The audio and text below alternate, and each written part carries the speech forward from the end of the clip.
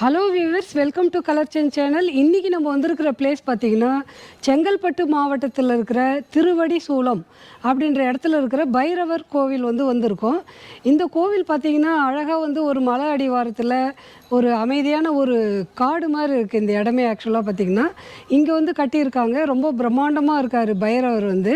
ஸ்ரீ மகாபைரவர் ருத்ரா ஆலயம் அமைந்திருக்கும் இடம் செங்கல்பட்டு மாவட்டம் திருவடி சூலத்தில் இருந்து சுமார் 1 கிலோமீட்டர் தொலைவில் ஈசங்கரணை என்ற இடத்துல இருக்கு. இந்த கோவிலுக்கு நீங்க போகணும்னா பப்ளிக் டிரான்ஸ்போர்ட் கிடைப்பது கடினம். சொந்த வாகனமோ இல்ல பிரைவேட் பஸ், டாக்ஸி, ஆட்டோ போன்ற வாகனமோ பயன்படுத்தி செல்லலாம். பெரிய பார்க்கிங் வசதியும் இருக்கு. கோவில் திறந்திருக்கும் நேரம் காலை 7 மணி முதல் இரவு 8 மணி வரை.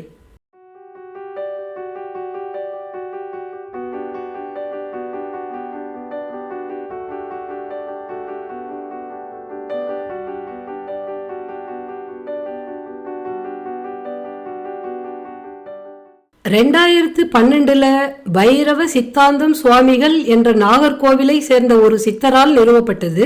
ஒருமுறை சுடலமாட சுவாமி கோவிலுக்கு பைரவர் சிலையை பிரதிஷ்டை செய்ய வாங்கி கொடுக்கிறார். அதன் பிறகு இவருக்கு பைரவர் வாக்கு என்பது வர தொடங்குது. பைரவர் தனக்குள்ள வாக்கு கொடுக்கிறது ஆரம்பத்துல ஒன்னும் புரியல. ஆனாலும் அந்த வாக்குறுதிகளை பின்பற்றி வந்தாரு. அதுல ஒரு வாக்குதான் இந்த பைரவர் கோவில். நாகர்கோவில்ல இருந்து தாம்பரம் சேர்ந்த பைரவ சித்தாந்தம் சுவாமிகள் மலை சூழ்ந்த வனப்பகுதியை தேடுகிறார்.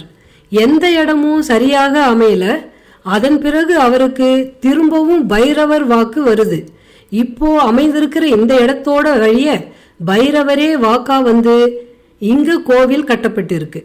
பைரவர் பார்த்திங்கன்னா மூலஸ்தானத்தில் பஞ்சபூதமும் அடங்கின ஸ்தலமாக இங்கே கட்டியிருக்காங்க.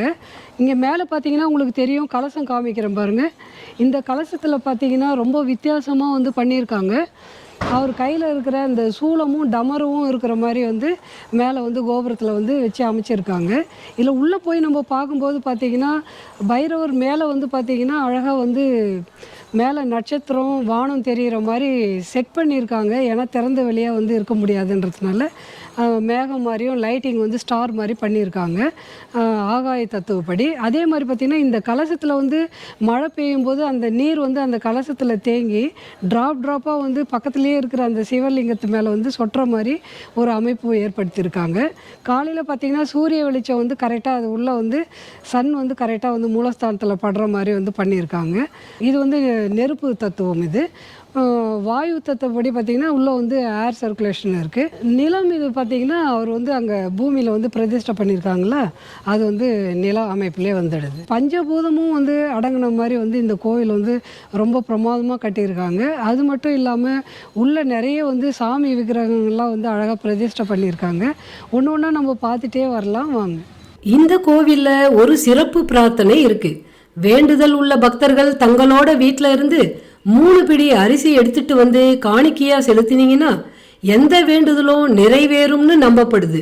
இதுல ஒரு சில நிபந்தனைகளும் இருக்கு. கடையில இருந்து நேரா வாங்கிட்டு கொடுக்க கூடாது. கடையில வாங்கி அதை உங்க வீட்டு பூஜை அறையில வைத்து அதன் பிறகு கொண்டு காணிக்கையா செலுத்தணும். அதுபோல வீட்டிலிருந்து நேரா கோவிலுக்கும் பிறகு கோவில்ல இருந்து நேரா வீட்டுக்கும் இந்த காணிக்கையை கொண்டு செல்ல வேண்டும். நீங்க கொண்டு வர அரிசிய பைரவர் சன்னதியில உள்ள ராசி படிகட்டுல உங்க ராசி எதுவோ அதுல நின்னு பிரார்த்தனை பண்ணிட்டு அரிசிய காணிக்கை செலுத்தலாம். உங்ககிட்ட இருந்து அரிசி காணிக்கை பெற்றுக்கொண்ட பிறகு இவங்களும் கொஞ்சம் அரிசி பிரசாதமா தருவாங்க. அத நேரா உங்க வீட்டு பூஜை அறையில வச்சு வழிபட்டு வரணும். அடுத்த 27 நாட்கள்ல உங்க பிரார்த்தனை நிறைவேறிடும்னு நம்பப்படுது. இங்க இருக்கிற ஆஞ்சநேயரோட பெயர் பஞ்சமுக ஆஞ்சநேய ஈஸ்வர். அது என்ன ஆஞ்சநேய ஈஸ்வர்னு பாத்தீங்கன்னா, இந்த இடத்துல ஆஞ்சநேயரோட சிலை வைக்கிறதுக்கு முன்னாடி பூமி பூஜை பண்ணும்போது லிங்க வடிவிலான பாறை ஒன்று கிடைக்குது. அதனால இங்க இருக்கிற ஆஞ்சநேயருக்கு பஞ்சமுக ஆஞ்சநேய ஈஸ்வர்னு பெயர் சூட்டப்பட்டது.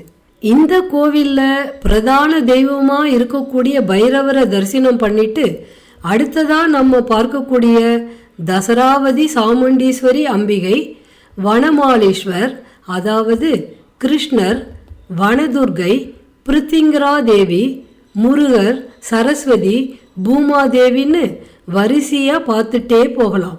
பூமாதேவிக்கு ஒரு தனித்துவமான சன்னதியை இந்த கோவில்ல நம்மளால பார்க்க முடியும்.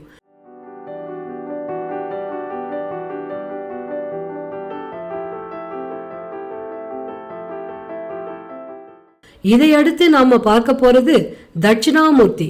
இதுவரைக்கும் எந்த சிவஸ்தலத்திலையும் பார்க்கவே முடியாத பிரம்மாண்டமான தோற்றத்தோட 10 ரிஷிகள் அவருக்கு கீழேயும் இருக்கிற மாதிரி காட்சி கொடுக்கிறாரு.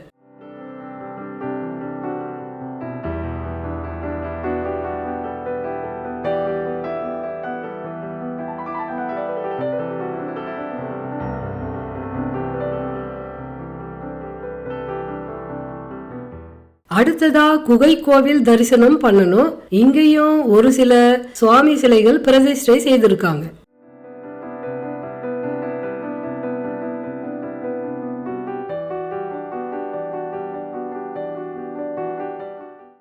இந்த வீடியோ உங்களுக்கு பிடிச்சிருந்ததுன்னா லைக் பண்ணுங்கள், கமெண்ட் பண்ணுங்கள், ஷேர் பண்ணுங்கள். மறக்காமல் நம்ம சேனலை சப்ஸ்கிரைப் பண்ணிவிடுங்க. பாய் வியூவர்ஸ்.